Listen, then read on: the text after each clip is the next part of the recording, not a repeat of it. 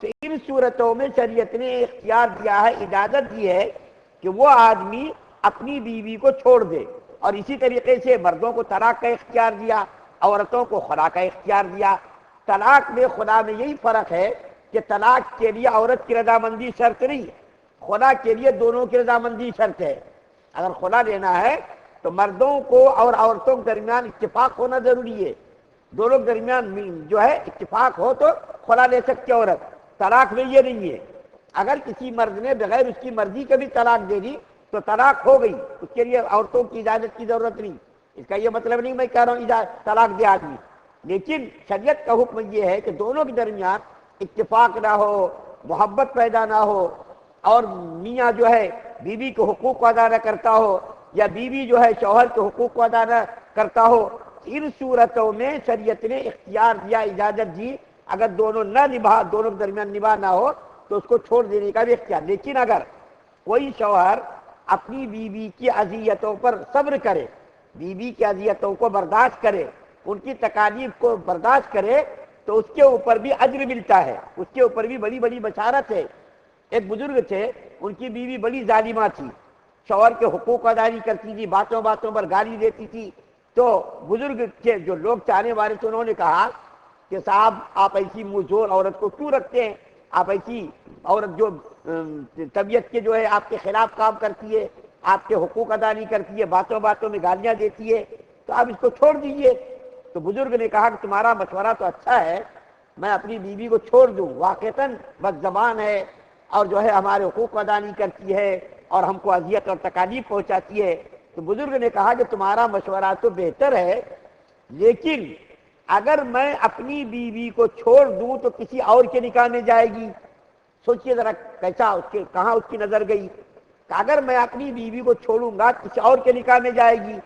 اس آدمی کو بھی ستائے گی، بجائے اس کے کہ اس آدمی کو ستائے وہ آدمی تکلیف کو برداشت کرے، میں ہی تکلیف برداشت کر لیتا ہوں۔ کیسا بھی دوسرے کے نکاح میں جب جائے گی وہ تو دوسروں کو بھی پریشان کرے گی، ستائے گی، تو اس کو اذیت پہنچائے گی، بجائے اس کے کہ وہ اذیت برداشت کرے میں ہی اذیت برداشت کر لیتا ہوں۔ اور بیویوں کی اذیت پر، بیویوں کی تکالیف پر صبر کرنے پر اللہ تعالیٰ بڑے بڑے مرتبے عطا فرماتے ہیں۔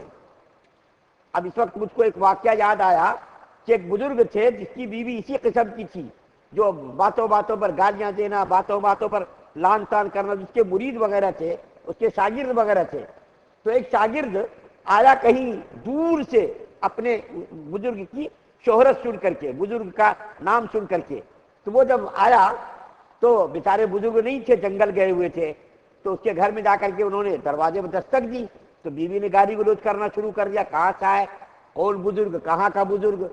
چلو چلو یہاں سے نکلو، اس نے ڈانٹ دیا۔ وہ بیچارہ اتنی دور سے آیا تھا امید لے کر کے کہ میں اپنے بزرگ سے ملاقات کروں گا، اس سے کچھ فائدہ اٹھاؤں گا، لیکن اس کی بیوی تو نہایت ہی بد زبان ہے، گستاخ ہے، بزرگی کے شان میں گستاخی کرتی ہے، کیسی عورت ہے یہ بیچارہ روتا ہوا جنگل کی طرف گیا۔ جنگل کی طرف جب وہ گیا تو دیکھا کہ ادھر سے بزرگ آ رہے، شیر پر سوار ہے وہ، یہ مولانا رومی رحمۃ اللہ نے واقعہ لکھا ہے، شیر کی پیٹھ پر وہ سوار ہے، اس کے ہاتھ میں سانپ کا کوڑا ہے، سانپ کے کوڑے سے شیر کو مارتا ہے، اور شیر اس کے تابع ہے، اس کی پیٹھ پر وہ سوار ہے اور سانپ کے کوڑے سے اس شیر کو مارتا ہے، جب دل میں چاہے جدھر مرضی ادھر لے کر کے جاتا ہے۔ یہ بیچارہ جو دور سے آیا تھا ملنے کے لیے، قریب گیا تو وہ بزرگ سمجھ گئے کہ میری بیوی نے اس کو کچھ کہا ہے، بیوی کی گستاخی پر یہ بیچارہ اداس ہو کر کے آ رہا، تو وہ بزرگ مسکرانے لگے، شیر پر سے اترے اور بزرگ نے کہا اپنے اس مرید سے کہ دیکھو آپ کو شاید میری بیوی نے کچھ برا بھلا کہا ہے جس کی وجہ سے آپ اداس اور غمگین ہو کر کے آ رہے ہیں۔ تو انہوں نے کہا ہاں حضرت آپ کیسے اور آپ کی بیوی کیسی ہے؟ تو انہوں نے کہا دیکھو ایک بات غور سے سنو، یہ جو تم نے دیکھا مجھ کو، میں شیر پر سوار ہوں اور سانپ میرے تابع ہے، شیر میرے تابع ہے، اور میں سانپ کا کوڑا لے کر کے شیر کو مارتا ہوں، بیوی کی اسی اذیت کو برداشت کرنے کی وجہ سے اللہ نے یہ مقام مجھ کو عطا کیا ہے، بیوی کی اسی اذیت کی برداشت کرنے کی وجہ سے، بیوی کے تکالیف کو اور اذیتوں کو برداشت کرنے کی وجہ سے اللہ نے یہ مقام مجھ کو عطا کیا، شیر کو میرے تابع کر دیا، سانپ کو بھی میرے تابع کر دیا۔ تو کسی جیسا کہ عربوں میں یہ دستور تھا، یہودیوں میں دستور تھا کہ بات بات میں عورتوں کو طلاق دے دیتے تھے، تو شریعت نے یہ نہیں کہا، یہ کہا کہ جب ضرورت پڑے، ضرورت کے وقت، جیسا کہ کسی آدمی کے پاس بندوق ہے، اس بندوق کے اندر گولی ہوتی، وہ گولی بیکار ادھر ادھر فائر کرنے کی نہیں ہوتی، وہ جب ضرورت پڑے، دشمنوں کا سامنا ہو، یا شیر آ گیا یا کوئی تکلیف پہنچانے والا جانور آ گیا، ان حالات میں اس گولی کا استعمال کرنے کا آدمی کو رہتا ہے اختیار۔ یہ نہیں کہ جب دیکھا جس کو دیکھا کہیں بھی گولی چلا دی، کسی کو بھی مار دیا، ایسا نہیں۔ اسی طریقے سے طلاق بھی شریعت کی نظر میں ہے ایک آدمی کے پاس اختیار کہ جب ضرورت پڑے، بیوی کے حقوق کے نہ ادا کرنے کی وجہ سے یا دونوں کے ذہنوں میں یکسانیت نہ ہونے کی وجہ سے اختیار ہے۔ لیکن اللہ کے رسول صلی اللہ علیہ وسلم نے فرمایا حلال چیزوں میں سب سے زیادہ بدتر اور سب سے زیادہ اللہ کی نظر میں مبغوض چیز طلاق ہے تو استعمال کرنے کی چیز، وقت ضرورت اس کو استعمال کرنا ہے، لیکن غور سے سنو، حلال چیزوں میں سب سے زیادہ اللہ کی نزدیک یہ طلاق کیا ہے؟ مبغوض ہے، ضرورت کے وقت استعمال کرنا ہے۔ ہو سکتا کبھی کبھی شوہر بھی ظلم کرتا ہو، مارتا ہو، اس کے کھانے پینے کے انتظام نہ کرتا ہو، اور بھی دوسرے حقوق کو ادا نہ کرتا ہو، تو شریعت نے اختیار دیا، لیکن باتوں میں، جیسا کہ آج کا معاشرہ، آج کا سماج، جس کی وجہ سے آج کافروں کی نظر میں ہم جو ہے کیا ہے برے بن رہے ہیں، باتوں پر ایک آدمی جو ہے باہر گیا، وہاں سے واٹس ایپ پر اس نے طلاق بھیج دی، تحریر کی شکل میں طلاق بھیج دی، یا زبان سے معمولی کھانے میں نمک زیادہ ہو گیا، نمک کم ہو گیا، یا کوئی اور معمولی بات ہو گئی، ان معمولی باتوں پر جو آج کا نوجوان طلاق دے دیتا ہے، اور آج کی عورتیں، آج کی لڑکیاں اسی طریقے سے معمولی باتوں پر شوہر سے خلا دے دیتی ہے۔ دونوں طرف سے یہ کام ہو رہا، روٹی دونوں ہاتھ سے پکتی، ایک ہاتھ سے نہیں پکتی، عورتوں کی طرف سے بھی ظلم و زیادتی ہو رہی، معمولی باتوں پر شوہروں سے خلا مانگ لیتی ہے، مجھ کو خلا دے دو، بس میں تمہارے پاس رہنا نہیں چاہتی۔ معمولی باتوں پر شوہر بھی اپنی بیوی کو طلاق دے دیتا، میں تم کو رکھنا نہیں چاہتا، یا ساس کی وجہ سے، نند کی وجہ سے، خاندان کی بہت ساری عورتوں کی وجہ سے یہ طلاق کی بھی نوبت آ جاتی ہے۔ میاں بیوی کے درمیان لڑائی لگانے میں بھی بوڑھی عورتیں کارنامے انجام دیتی ہے۔ اس لیے بزرگ کہتے ہیں بڑھیا زہر کی پڑیا، گھر میں بڑھیوں کو آنے نہیں دینا،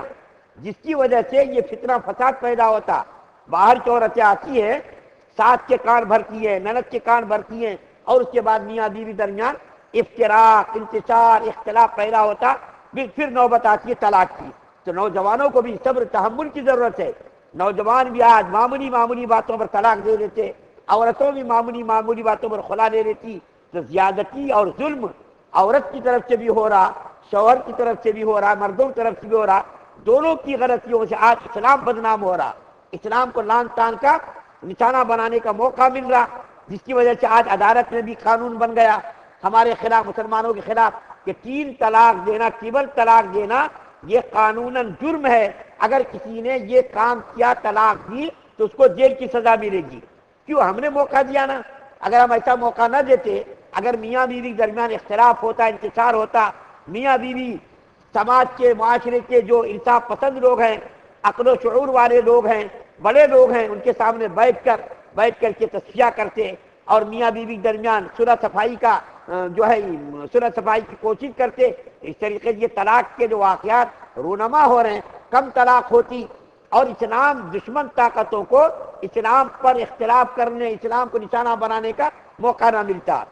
تو یہ آیت کریمہ کل ہی پڑھی جانی تھی، لیکن میں نے یہ باتیں تھی ذہن میں، اس لیے میں نے یہ آیت کریمہ آج پڑھی، 227 نمبر کی سورہ بقرہ کی آیت کریمہ، جس میں بہت ساری نئی باتیں ہمارے سامنے آئیں۔ اللہ سے دعا ہے کہ اللہ تعالی ہم تمام مسلمانوں کی شریعت مطہرہ پر مکمل عمل پیرا ہونے کی توفیق عطا فرمائے، ایمان کامل نصیب فرمائے، شرک سے، کفر سے، نفاق سے، بدنیتی، بد اخلاقی سے ہم سب کی حفاظت فرمائے، تمام بیماروں کو شفا کاملہ نصیب فرمائے، تمام پریشان حالوں کی پریشانی کو دور فرمائے، جتنے لوگ قرضوں سے پریشان ہیں ان کے قرضوں کا ادائیگی کی شکلیں پیدا فرمائے، جو مرحومین ہیں یا اللہ ان سب کی مغفرت فرمائیے۔ سبحان اللہ و بحمدہ، سبحانک اللہم و بحمدک، ونشہد ان لا الہ الا انت